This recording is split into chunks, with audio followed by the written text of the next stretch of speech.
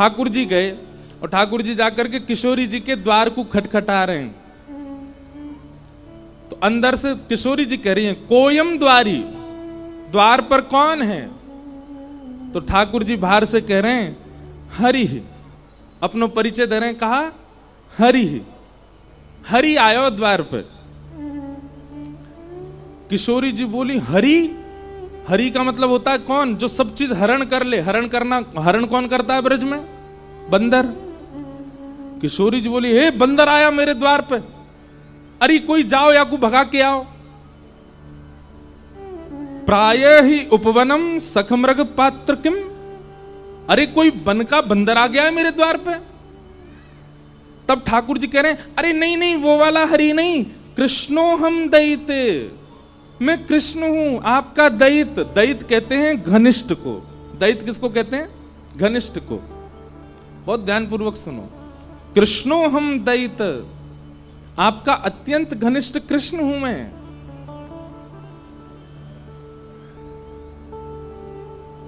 किशोरी जी ने जैसे सुनी कृष्ण आया है, अब कृष्ण का मतलब क्या होता है?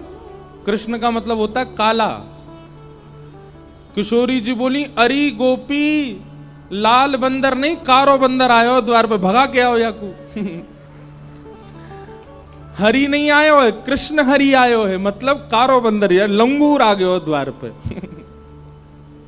कृष्णो हम दैते।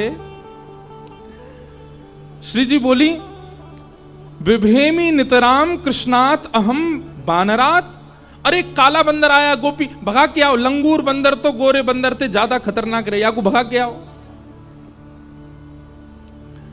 ठाकुर जी बोले, अरे नहीं नहीं श्री जी, राधे हम मधुसूदनो, हे श्यामाजू मैं आया हूं मधुसूदन। किशोरी जी बोली, ओहो ब्रजलताम तमेहि पुष्पान्विताम,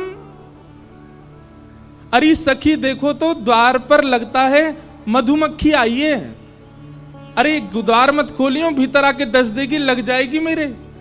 ये पूरे ब्रज बीथीन के ब्रज रसन को चखवे वाली मधुमक्खी आई है, ये भौरा आया है द्वार पे, इसको भीतर मत आने देना। ठाकुर जी हर प्रकार से हाथ जोड़ रहे हैं, पाम जोड़ रहे हैं, अपने सब बात बता रहे। ठाकुर जी मूड पकड़ के बैठे, कहा बताऊं? हरि बताऊं तो बंदर सुने, कृष्ण बताऊं तो कारो बंदर, मधुसूदन बताऊं तो यूं सोच रही है कि मैं मधुहार हूं, मैं मधुमक्खी हूं। इत्थे निर्वचनी कृतो सदैता पातु हणो हरिवा। ठाकुर जी कह रहे हैं, अरे मैं जगत नियंता जग पालक आया हूं। किशोरी जी कहीं विधाता आजकल पृथ्वी पे घूम रहा है, मेरे द्वार पे आ गया विधाता, ब्रह्मांड नायक आ गया। किसी भी कारण से श्री जी द्वार नहीं खोल रही हैं। ठाकुर जी समझ गए, मान कर रही हैं, रूठ गई हैं मुंह। अंत तो गत्वा ठाकुर जी कहते हैं, अरे मैं ब्रज बीथीन को दास, ब्रजवासीन को दास, श्यामाजू को दास, आप सब ब्रजवासीन की कृपा दृष्टि से पलवे वारो, आप सबन को दास आयो हूं। तब श्री जी बोले, ओहो नंद नंदन कृष्ण आए हैं क्या? बोले हाँ, ये है हमारा परिचय। बोले पहले बताना चाहिए हो कि ब्रज के दास आए हैं, ब्रजवासीन के दास आए हैं। जब अपने आप को सवन को दास बतायो, तब किशोरी जी ने द्वार खोलो, कहो क्या बात है? बोले श्री जी क्षमा कर दो ना, हमसे अपराध है क्या? किशोरी जी बोली, अपराध नहीं, आपने वत्सासुर को क्यों मारा? वो बछड़ा बन के आया था। ठाकुर जी बोले, आप बताओ मैं कहां करूं, कैसे मेरा अपराध दूर होएगा? श्री जी बोली, अब तो एक ही उपाय है। बोले कहा, अपने हाथन के श्रम से, अपने शरीर के श्रम से एक कुंड प्रकट करो, वहां में स्नान करो, और वहां में जब आप स्नान करोगे तब पाप निवृत्त होगे, तब मैं आपको स्वीकार करूंगी। ठाकुर जी ने सुंदर कुंड को निर्माण किया। रोज जाते जा जा करके महाराज, कभी बता में ठाकुर जी ने अपने कंगन से, कभी कह में पाम के अंगूठा से छिद्र से खोदनो प्रारंभ कियो, एक सुंदर कुंड को निर्माण कियो, वहां में जल को स्रोत प्रकट है गयो, वही है कृष्ण कुंड। ठाकुर जी ने उसने स्नान किया। ठाकुर जी स्नान करके गए, श्री जी से जाके बोले मैंने कुंड भी प्रकट कर दियो, स्नान भी कर लियो, अब तुम वो स्वीकार कर लो। किशोरी जी बोली तुम पे भरोसा ना है मुझे, अरे मैंने इतनी मेहनत करके कुंड बनायो, नहाए आयो, अब तो स्वीकार करो। किशोरी जी बोली मुझे भरोसा ना है, मैं अब एक कुंड बनाऊंगी। तब किशोरी जी ने अपने कंगन से खोद करके नवीन कुंड प्रकट कियो, वही को नाम है राधा कुंड। और ठाकुर जी को आज्ञा दी अब या में स्नान करो, या में गोते लगाओ, और या में खड़े है करके फिर क्षमा मांगो ब्रजवासीन सो, गैया सो, तब क्षमा करूंगी। ठाकुर जी ने वहां में स्नान किया, कान पकड़ के क्षमा मांगने लगे, सब ब्रजवासी गैयान से क्षमा मांगी। तब श्री जी ने ठाकुर जी को बाहर लेकर के अपने हृदय से लगाए, वो अब स्वीकार करेंगे। नहीं तो महाराज ठाकुर जी से रूठ गई श्री जी, स्वीकार नहीं कर रही हैं, त्याग कर रही हैं। ऐसी मान लीला ठाकुर जी की चलती रहे श्री जी के साथ में। अभी मन में भाव आ रहे हो, अभी मैं रास्ता में आ रहा हूं तो मैं विपराग जी से बोलो, मैंने कि कई भाव ऐसे हो में लीला के जो कहीं लिखे नहीं है पर अपने आप चिंतन में आ जाते हैं। जैसे कोई बिजनेसमैन व्यक्ति है तो उसके चिंतन में इतना बिजनेस चलता रहता है कि वो कुछ ना कुछ इनोवेटिव करता ही रहता है। गायक व्यक्ति है तो इतने स्वर राग उसके मस्तिष्क में घूमते हैं कि कोई ना कोई स्वर उसके चित्त में आता ही रहता है, ऐसा गाऊंगा तो अच्छा लगेगा, ऐसा करूंगा तो अच्छा लगेगा।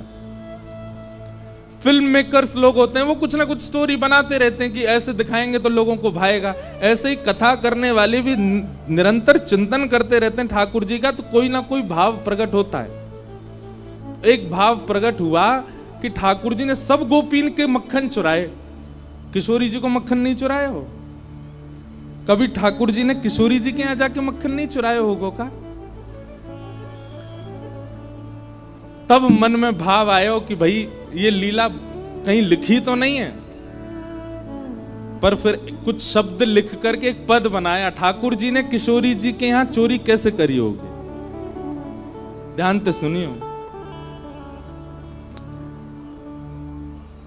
अब वैसे तो आपको चिंतन करना चाहिए, पर फिर भी आंख खोल के ही सुन लो। जब जब भाव लगे तो नेत्र बंद करके उस छवि का दर्शन करना जो यहां लिखा है।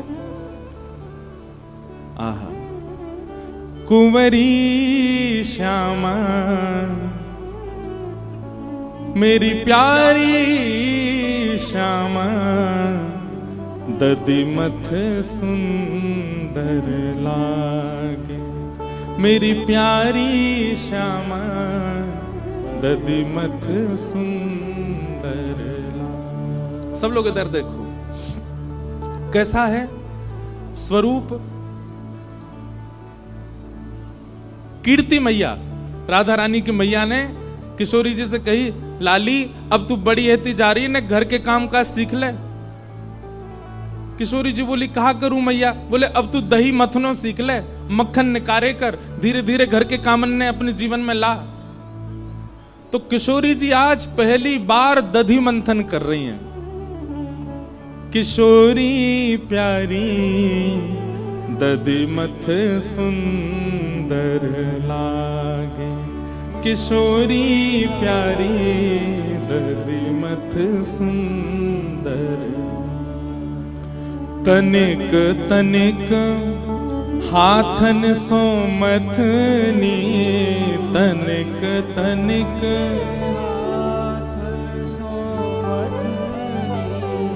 तनिक तनिक, तनिक मतलब छोटे, तनिक तनिक हाथन सो मथनी, तनिक तनिक हाथन सो मथनी। तनिक सी भोरी चलावे किशोरी राधे, तनिक सी भोरी दधिमथ सुंदर लागे, किशोरी राधे दधिमथ सुंदर। आज किशोरी जी ने जैसी मथनी पहली बार चलानो प्रारंभ कियो, सबरे ब्रजमंडल की गोपी इकट्ठी है गई, बधाई गायन लगी, नंगाड़े बजन लगे पूरे ब्रजमंडल में। सब पूछन लगे, अरे भैया काय बात के मंगल गाए जा रहे हैं? बोले आज वृषभानु नंदिनी किशोरी जी पहली बार मक्खन निकाल रही हैं। आहा, ब्रजवासी इनकी भीड़ लगी है, पहलो मक्खन को प्रसाद हमको मिलना चाहिए। लंबी भीड़ लगी है, वृषभानु जी सबको संभाल रहे हैं। बोले चिंता मत करो, लाली मक्खन निकाल तो ले, एक एक बिंदी मक्खन सबको मिलेगा प्रसाद में। नगाड़े की आवाज पहुंच गई कहां? नंदगाम। इतने में दौड़ो दौड़ो मधुमंगल गए और ठाकुर जी के पास। बोले लाला एक नई खबर लेके आया हूं। ठाकुर जी बोले कहा खबर है भैया? बोले बरसाने में नगाड़े बज रहे हैं। बोले काय बात के नगाड़े? बोले किशोरी जी मक्खन निकाल रही हैं पहली बार, दही मथ रही हैं। लाला तेने सबरी गोपीन के यहां को मक्खन चुराया हो, कानी भेणी लूली लंगड़ी सबरी गोपीन के मक्खन खाए, परम सुंदरी किशोरी जी को मक्खन नहीं चुराया तो हम काय बात के चोर? ठाकुर जी ने अपनी कारी कमरी उतारी, कमर पे बांधी। बोले सही कह रहा हूं मधुमंगल, यदि किशोरी जी के हाथ की मथी भई दधी ते निकरो भयो मक्खन हमने नहीं पाया तो कहां पायो? मधुमंगल बोलो योजना तो ऐसी है कि किशोरी जी के हाथ से निकरो मक्खन सबसे पहले कुल देवी को पधराया जाएगा। लाला तू कछु कर, कैसे करके वह माखन को खाए के आ। हमारे लाल जी पे मैं एक बात कहूं, कछु करनो आवे चे नहीं आवे, एक काम बहुत बढ़िया आवे। कहा छोरी बननो बहुत बढ़िया आवे। नेक में ही अपने केस खोल दिए, आंखन में काजल लगा लियो, मुख पे लालिमा लगा ली और सोई महाराज कोई छोटी सी गोपी की बढ़िया सुंदर पोशाक ले आए, नीचे पहनी, ऊपर चुनरी डाली, हाथन में छोटी छोटी चूड़ी पहन ली। नेक से हैं ठाकुर जी, ज्यादा से 4-5 साल के होंगे।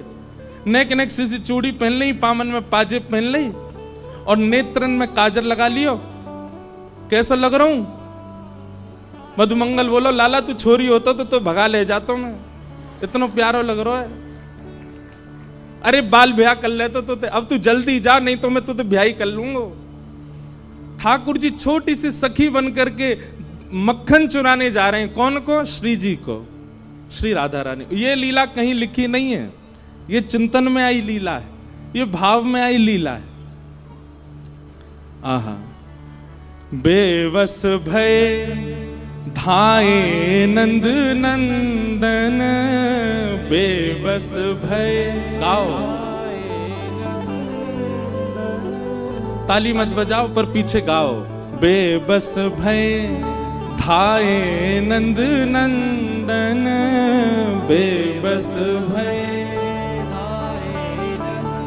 कैसे?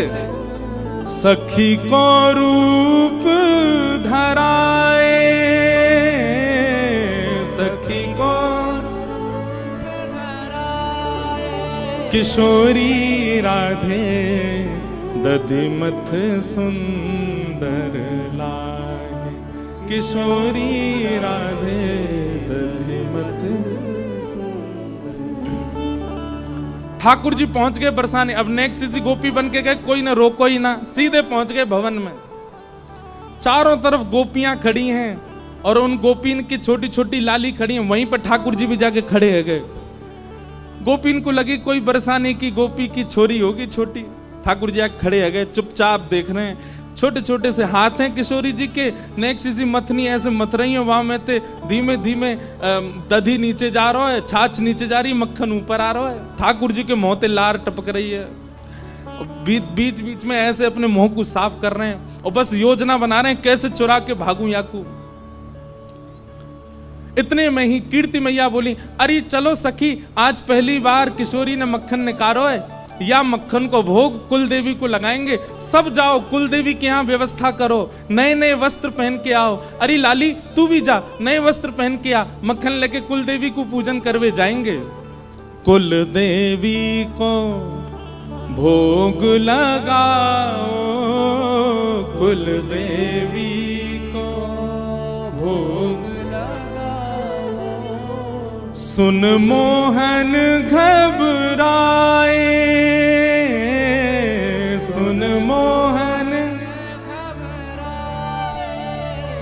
हे सखी रूप में छल बल करके, सखी रूप में माखन ले बन धाए, माखन ले बन धाए।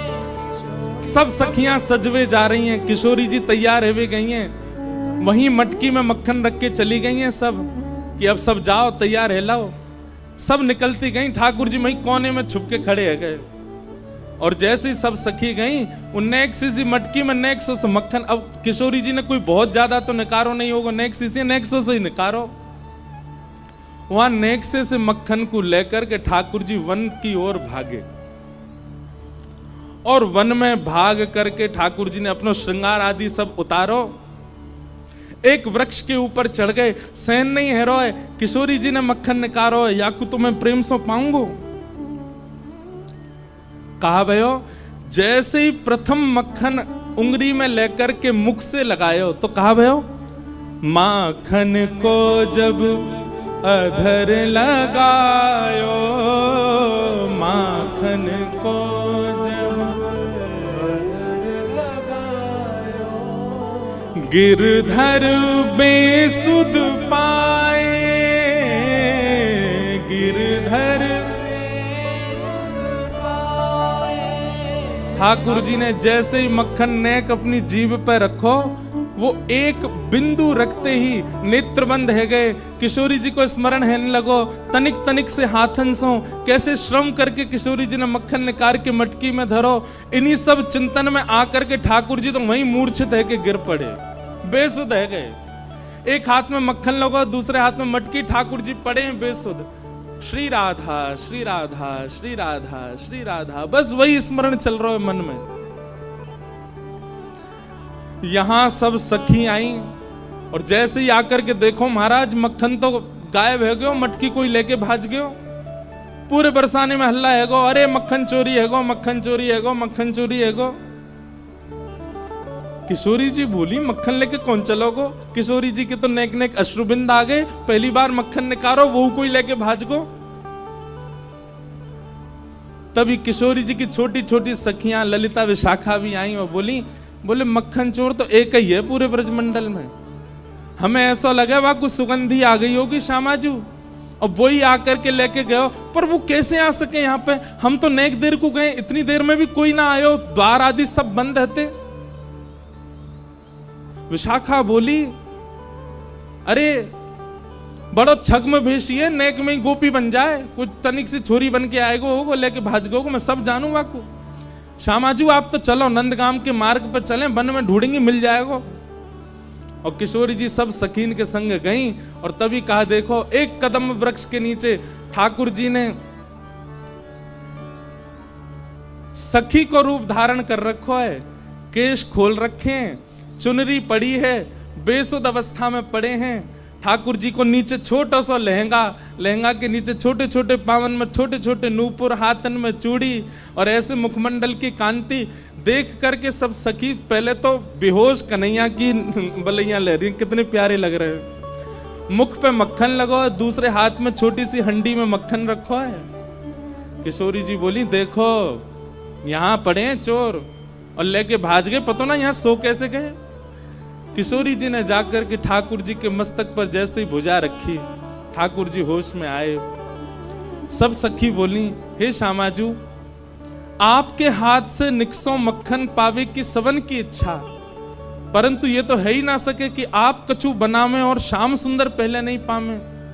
अब श्याम सुंदर ने अधर पर धारण कर ही लिया है, हम सब सखीन की बड़ी अभिलाषा है कि आपको प्रसाद हमें मिले, तो आप कृपा करो यही मक्खन जो श्याम सुंदर के अधर पर लगो है, आप अपनी भुजा से लेकर के हम सब सखीन को बांट दो। और ठाकुर जी के मुख पे लगो मक्खन ही सब सखीन में बांट दियो, और या तरीका से किशोरी जी के हाथ से निकसो हुए मक्खन ठाकुर जी ने प्रसादी करके पूरे ब्रजमंडल में बंटवायो है। बोलो बाल कृष्ण लाल की, किशोरी राधे दधिमथ सुंदर लाल, किशोरी राधे दधिमथ सुंदर। ऐसी ठाकुर जी की। अब वृंदावन आने के बाद में ये निकुंज लीला प्रारंभ हो गई है। किशोरी जी के साथ मान लीला, किशोरी जी के साथ में दान लीला, किशोरी जी के साथ में अद्भुत अद्भुत लीलाओं को ठाकुर जी प्रकट कर रहे हैं।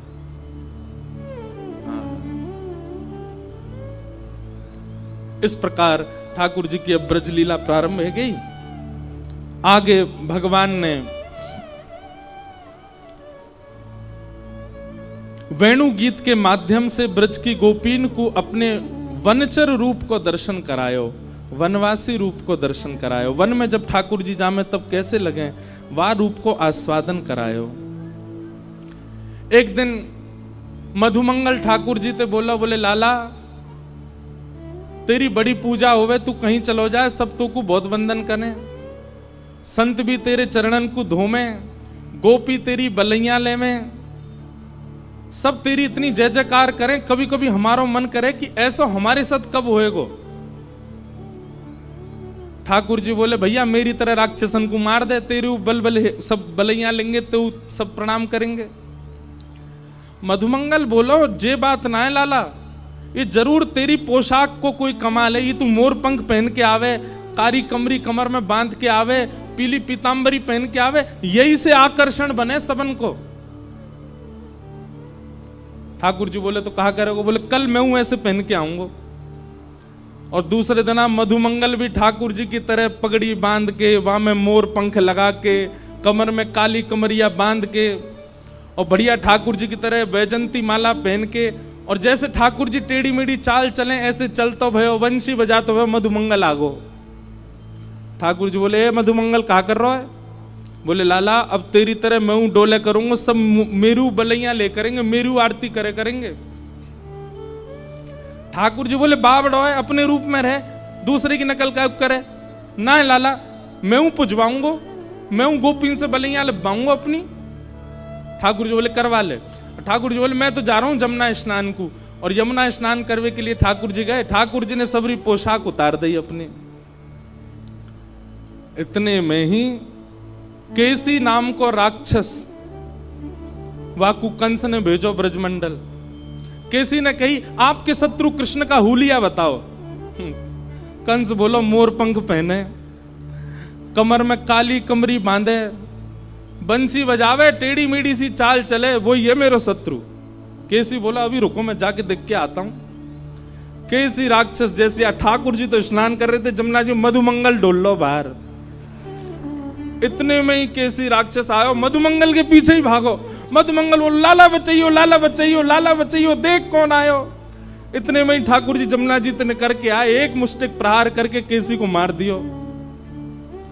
मधुमंगल बोलो लाला तू मोर पंख पहन के चले, सब तेरी बलैया ले में, सब तू को प्रणाम करें। मैंने मोर पंख कापे नो, राक्षस पड़ गए मेरे पीछे तो। ठाकुर जी बोले दूसरे की नकल ना करा कर, तू जैसा तू वैसा ही रहे मधुमंगल, तू काय को मेरे रूप को धारण करे। आज तो बच गयो, जल्दी मोर पंख उतार दे, कल कोई और आ जाएगा। ये उन लोगों के लिए जो बहुत जल्दी भगवान बनने की कोशिश करते हैं।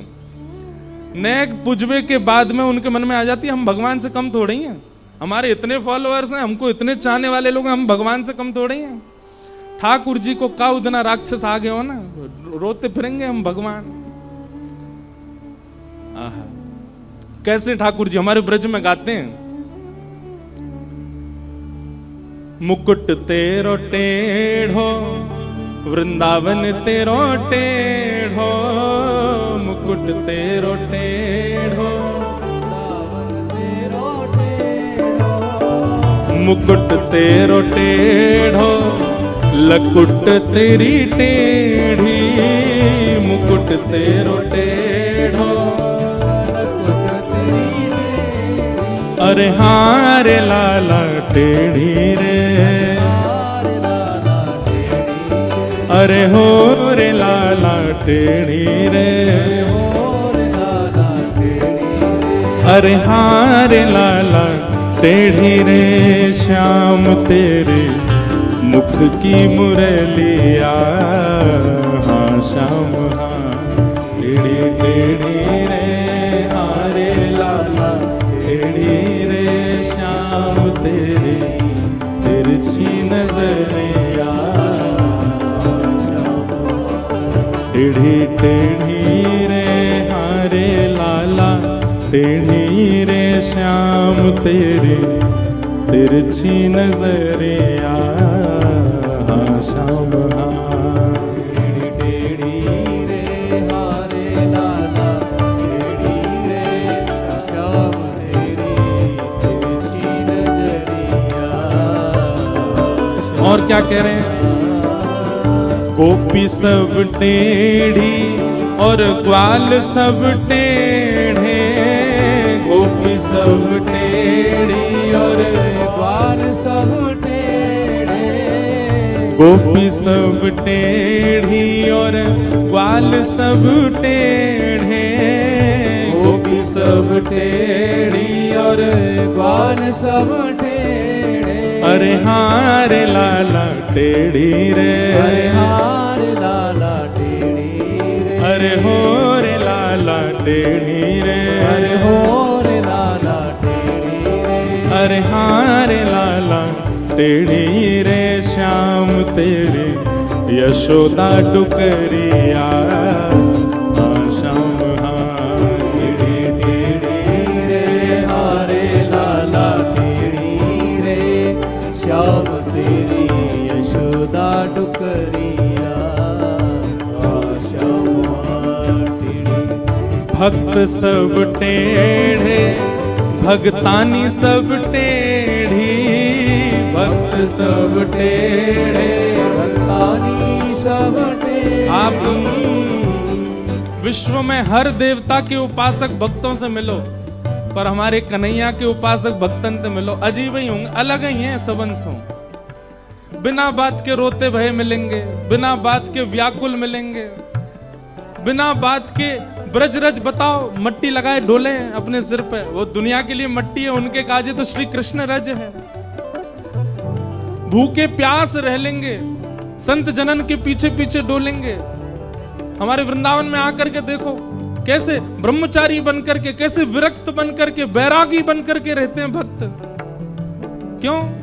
भक्त तेरे टेढ़े भगतानी सब टेढ़ी, भक्त सब टेढ़े भगतानी सब टेढ़ी। हाँ भक्त सब टेढ़े भगतानी सब टेढ़ी, भक्त सब टेढ़े भगतानी सब टेढ़ी। अरे हाँ रे लाला टेढ़ी रे, अरे हाँ रे लाला टेढ़ी रे, अरे हो रे लाला टेढ़ी रे, अरे हो रे लाला टेढ़ी रे। अरे हाँ रे लाला टेढ़ी रे श्याम तेरे प्रेम की नगरिया, हाँ श्याम हाँ। टेढ़ी रे हारे लाला टेढ़ी रे श्याम तेरी तिरछी नजरिया, श्याम ओ तेरे टेढ़ी रे श्याम तेरे, टेढ़ी रे श्याम तेरे तिरछी नजरिया, हाँ श्याम हाँ। टेढ़ी रे हारे लाला टेढ़ी रे श्याम तेरी तिरछी नजरिया। ऐसे ठाकुर जी की ब्रज लीलाएं सब चल रही हैं।